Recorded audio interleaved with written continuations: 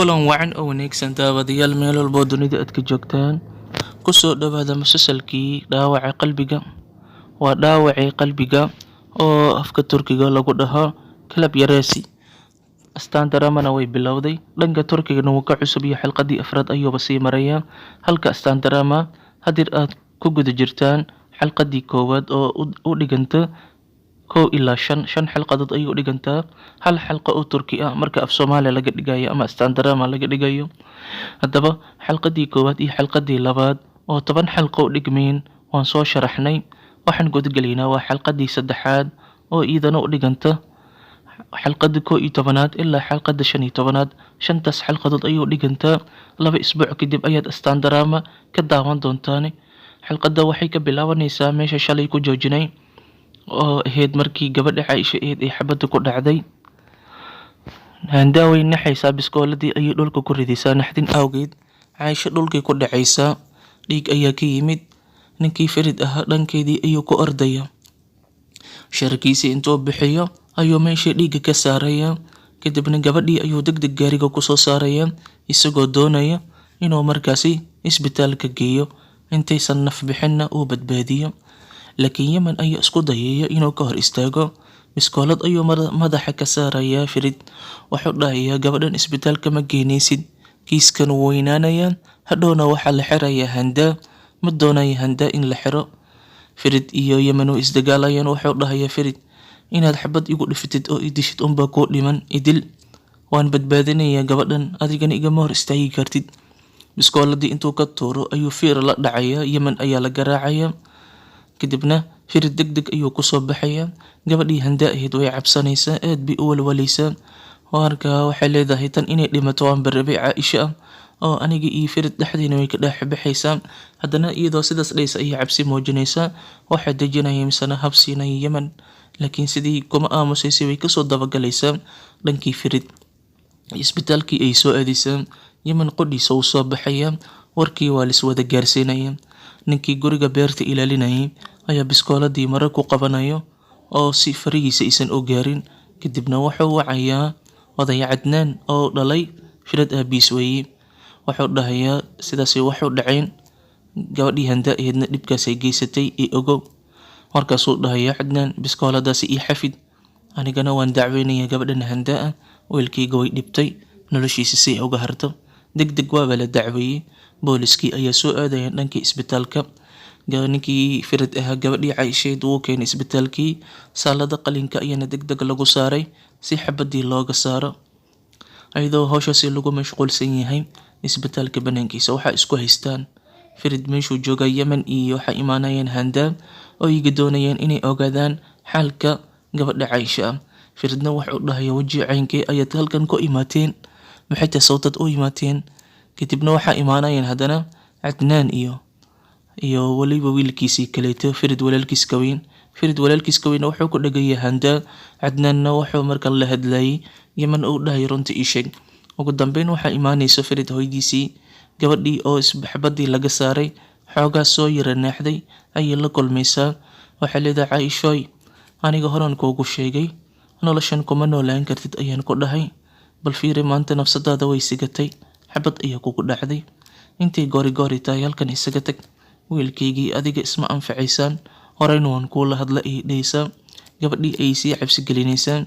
Waxaa soo dhexgalay Farid. Gabadhii Handaa ahayd waa la xirayaa. Booliskii ayaa meesha imaanayaan. Handaa waa la xiraya iyadoo qaylinaysa oo leh hala isii daayo.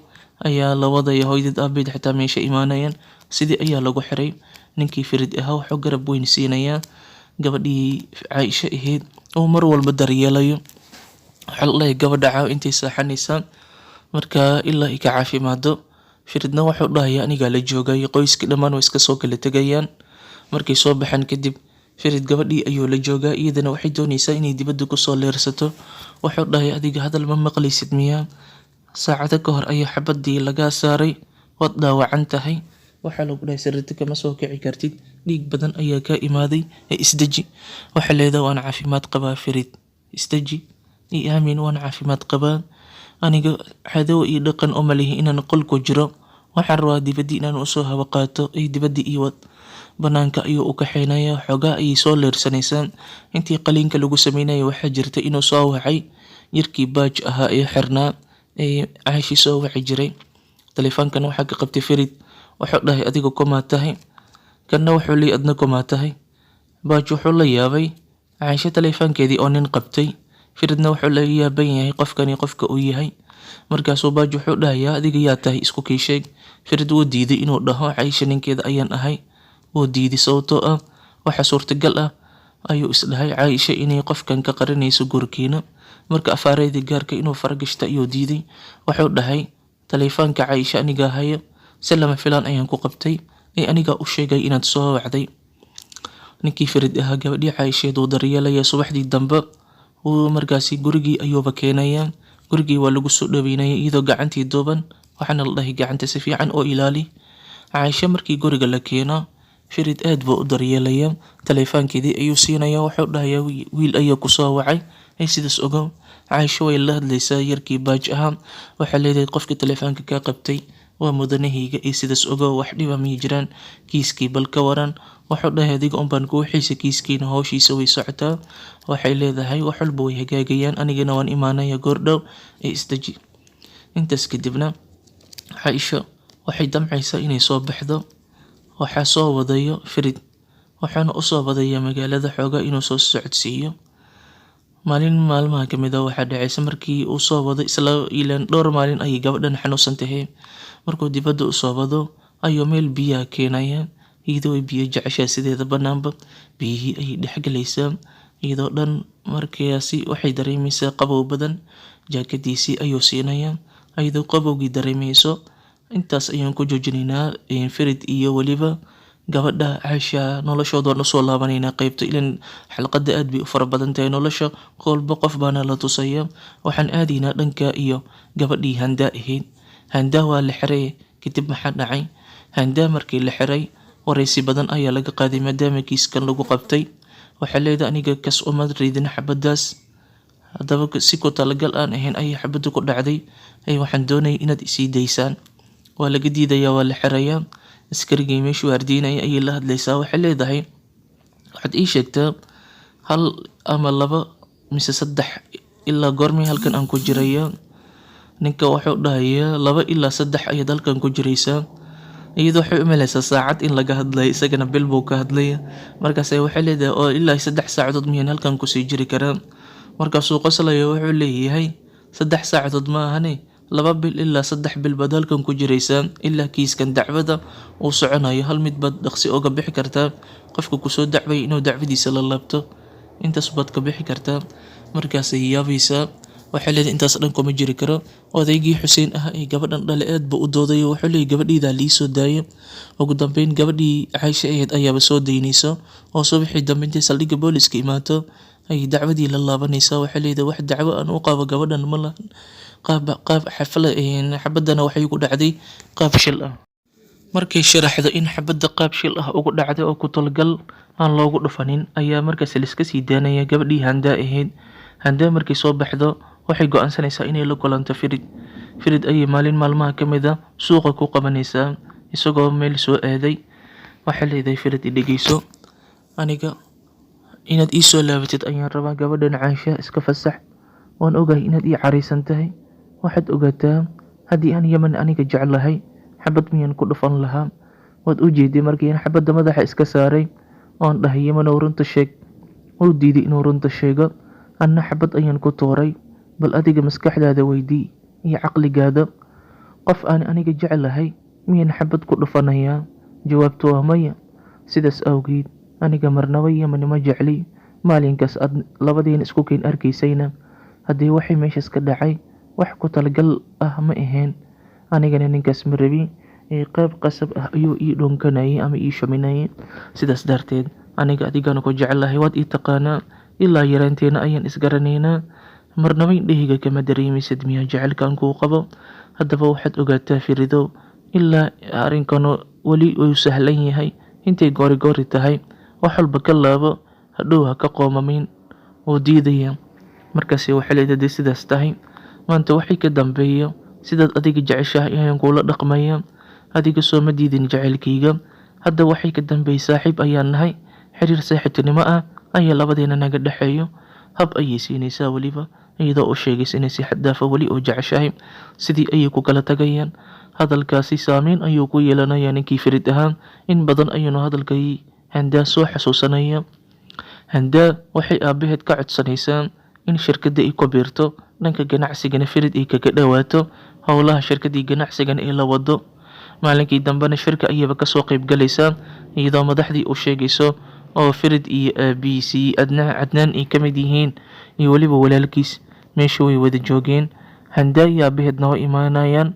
Markay imaadaanna waxay u sheegaysaa inay kusoo biirtay shirkadda, mashruucyada cusubna iyada la wareegayso, Faridna ay la shaqaynayso. Anigii Faridna saaxiibtinimo kaliya ayaa naga dhexaysa ayay dhahaysaa. Faridna wuu soo dhaweynayaa. Haddaba Handaa hadafkeeda wuxuu yahay inay gacanta ku dhigto Farid. Weli way dagaalamaysaa. Waxay ballaminaysaa gabadhii Caaisha ahayd.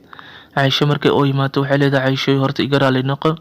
Markaasi Caaisha waxay leedahay, waad isbedeshay, hadiiba halkan aad igu wacday inaad i raali garaysid. Markaasi Handaa haddana wejiga bedelaysaa. Waxay leedahay, ma waxay kula tahay inaan sidaas dhan u jilcanahay oo Farid aan sidaas kaaga samrayo? Gabaryay intay goore tahay halkan isaga tag, waan kuu digayaa. Hadeer xabad unbaa kugu dhacday, laakiin wax ka weyn ayaa soo socon kara. Marka sida awgeed Farid ka leexo, Farid aniga iskale. Markaasi Caaisha fahmaysa gabadhan weli inay masiirsan tahay oo weli dagaalkii wado, goobtiina way isaga soo tegaysaa. Dhinaca kaleeto ninkii Yemen ahaa noloshiisii haddii aan gudagelno, Yemen isagoo wuxuu tegay isbitaalkii, kadibna waxaa dhacayso in ay ku qayliso Handaa hooyadid. Sababtoo Handaa hooyadid waxay ogaatay dhibkan dhan inuu Yemen ka dambeeyo, oo Handaa oo saaxiibteed u sheegaysa ayay duqadii maqashay. Markaas ayayna Yemen u carootay.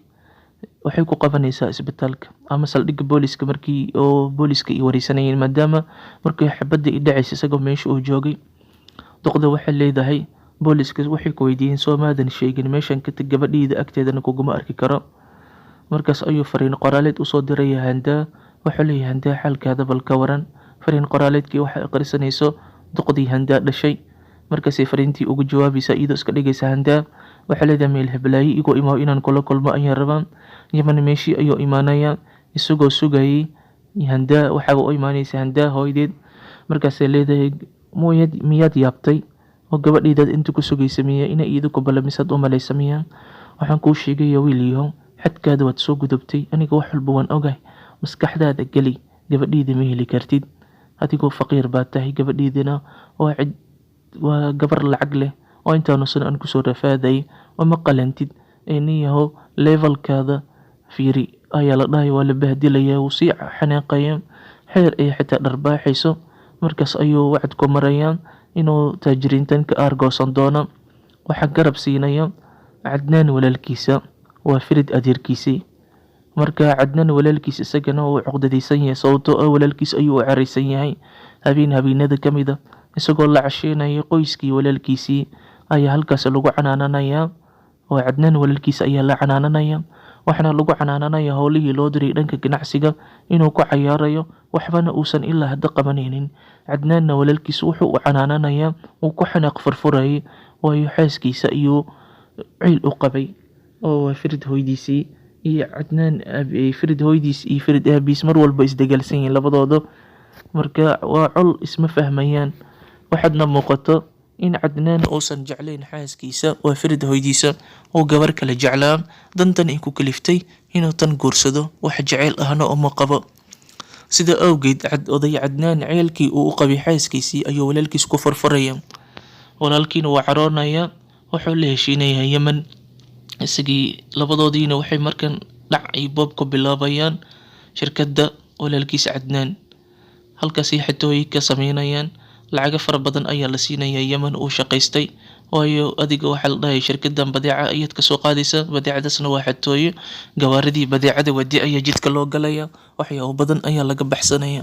Marka wax howlahaas sharci darrada ayay sameeyaan Cadnaan walaalkiisa iyo Yemen, waxayna lugooyo ku sameynayaan waa Farid iyo reerkiisa, gaar ahaan Farid aabiis. Intaas kadib waxaa dhacayso Farid lacagtii uu soo shaqaystay ayuu aabiisii u keenaya. Wuxuu leeyahay, mawjida aabo, lacagtan faraha badan ayaan soo shaqaystay, waxay hadda ka dambeeyeen aniga waxaan la shaqeynayaa Cadnaan walaalkiisa, waxaana cadow ku noqonayaa Cadnaan. Odaygii isaga ma hadli kariyo, indhaha loo wax ka fiirin jiray. Xanuun degdeg ayaa kusoo boodaya markuu wiilkiisa sidaas dhahaan. Isbitaal ayaa loola cararayaa. Markii isbitaalka la geeyana waxaan u laabanaynaa marka Firid iyo waliba Caaisha meeshii ayay joogeen ee Caaisha biyaha ku qabaysanaysay. Intaas kadibna Firid waa lasoo wacaya, waxaa loo sheegay in odaygan isbitaal la geeyey. Caaisha ayuu halkii kaga soo tagay, isbitaalkii ayuu orod ku imaanaya sababtoo ah Yemen aabihiisa ee xanuunsan isbitaalka la geeyey. Firid aad buu u jeclaa. Firid wuxuu la kulmaya odaygiina ma hadli kariyo, laakiin sokor ayuu ka salaamayaa wiilkii. Firidna wuxuu dhahayaa adeero, waxaan ku rajeynayaa caafimaad degdega, dhaqsi inaad soo kacdid. Dibaddana wuxuu kula kulmayaa Yemen ayuu haddana safarsiinaya. Inkastoo labadood ay col yihiin, haddana odaygii xanuunsan ayaa ka dhexeeyo. Midna adeer ayuu u yahay oo waalid aabba camal ayuu u xushmeeyaa, midna waaba aabihiisa. Markaasuu Yemen wuxuu dhahayaa ma ogtahay aabba, adiga ayuu ii kaa jeclaa, yacni anigoo wiilkiisa ah wuxuu ka jeclaa adiga oo markaasi badroonigiisa oo ku dhalay. Marka arrimahaas noocaas ayay ka sheekeysanayeen. Waxaa meesha imaanaya oday Cadnaan oo dhahay labadiina isku mid ayay ii tihiin, labadiinaba inaan aabba idiin wada ahay oo kaleeto ayaan kasoo qaadaa mar walba. Sir weyn ayaana soo bixi doonta. Sirtaasna waxay u muuqataa in oday Cadnaan uu dhalay Yemen. Taasina waxay ka dhignaan doontaa Yemen iyo Firid inay walaalo yihiin. Arrinkan lama hubo, laakiin sirta la qarqarinayo xalqadaha dambe ayaa lagu ogaan doonaa haddii Yemen iyo Firid ay walaalo noqon doonaan. Intaas kadib waxaa dhacayso Yemen inuu aabihiis kusoo kala firayo. Aabihiis ayuuba dilayaa. Sababtuu ku dilayna waxay tahay inuu wadadiisa ka leexiyo odaygan xanuunsan ee mar walba isbitaalka lagu soo booqanayo.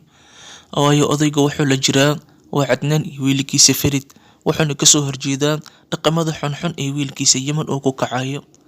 Sidaa awgeed Yemen wuxuu dhahay aabbo, adiga dadkan ayaad weli la safantay, haddii aad xanuunsanto sirrid jiftid xitaa iyaga difaacaysaa. Waxaan ku tusi doonaa dadkan inaan ka argoosto, waxaan ku tusi doonaa inaan aniga heer gaaro, guri yeeshto, baabuur yeeshto, wax walba waan gaari doonaa. Aabihiis ayuu oksijiinkii ka furaya. Odaygii siduu u neefsanaya oksijiinkii haddii laga furo ma neefsan kariyo, sidaas ayay nafta kaga baxaysaa. Laakiin warqad ayuu qoray, warqadaasna sir ayuu ku qoray oo qusayso Yemen. Warqadiina dhulkay ku dhacday. Warqadaasna waxaa qaadayo shaqaalaha nin oday ah oo u shaqeeyo mudane Cadnaan. Warqadiina wuxuu ku wareejinayaa Cadnaan, ayuu ku wareejin doonaa gadaal dambe. Haddaba odaygii sidaas ayuu ku dhintay. Wiilkiisii ayaa dilay sababtoo oksijiinkii ayuu ka furay.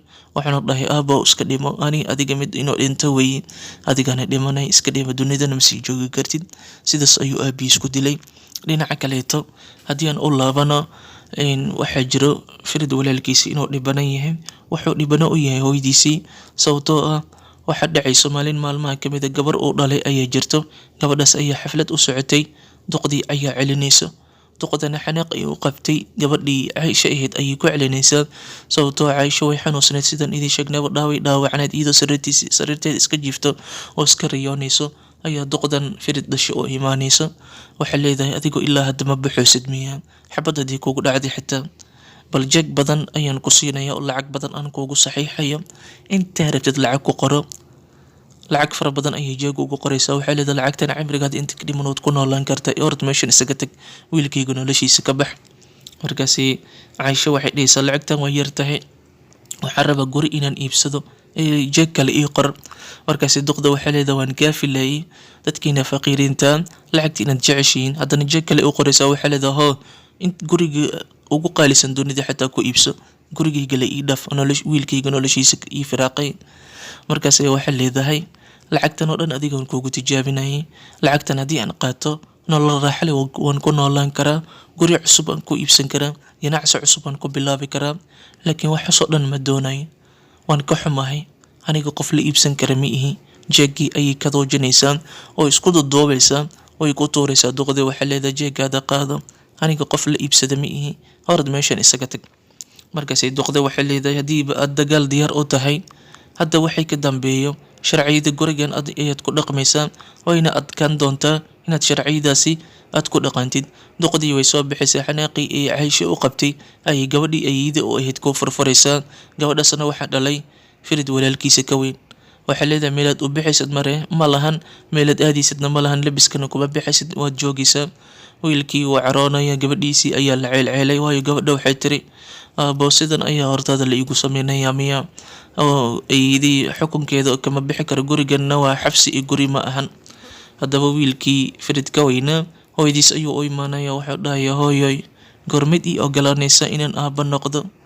Mar walba caruurteyda inaan aniga wax u sameeyo ayaan doonaya, haddii aan caruurteyda fasaxo adiga waad celinaysaa, haddii aan caruurteyda ma baxaysiin aan dhahana adiga waad fasaxaysaa. Goormeed aniga ii fasaxaysaa inaan aniga aabba noqdo oo caruurteyda xor aan u noqdo, oon aniga caruurteyda amri karo ama aan fasaxi karo? Waxay leedahay wiilkeygiio wax walba adiga dantaadan u sameynaya, qalad ha ii fahmin. Wiilkii ayay isku dayaysaa inay dejiso, haddana hadalka waxay kusoo gabagabaynaysaa sharciyada gurigan lagama tilaabsan karo, adna kama tilaabsan kartid, caruurtaadan kama tilaabsan karaan. Wiilkii wuu siciilaya, meeshii ayuu ka tagaya, ciil ayaa qabanaya. Waa Farid aabihiisii, aan dhahnay Farid walaalkiisa ka weyn weeyey. Intaas kadib waxaa dhacayso gabadhii Caaisha ahayd labiskeedii hore ee kala timid Istanbul waxaa lagu daray qashinka ayaa lagu daray, waxaana ka dambeyso Farid hooyadiis labiskii ayay soo ceshanaysaa. Waxay leedahay ma ogtahay labiskan inaan kusoo xasuusto hooyadii macaan aan jeclahay, adigana xaq uma lihid labiskayga inaad qashinka ku dartid. Waxaasoo dhanna Farid wuu daawanayay, aad baa loo canaantay doqdii.